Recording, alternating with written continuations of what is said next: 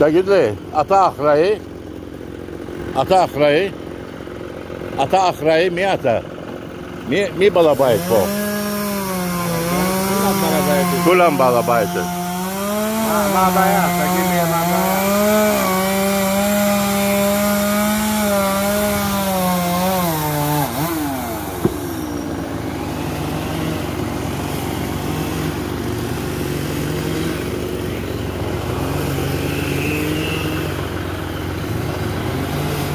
זוז בבקשה.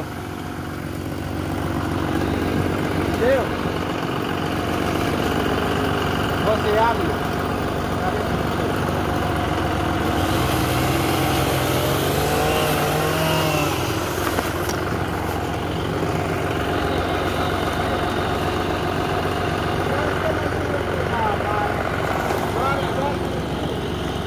הנה, על יד האוטו עשית עבודה, חבל על הזמן.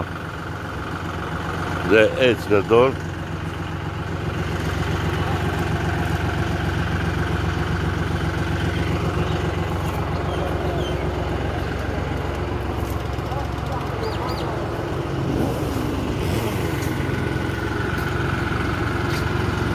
הנה טרקטור.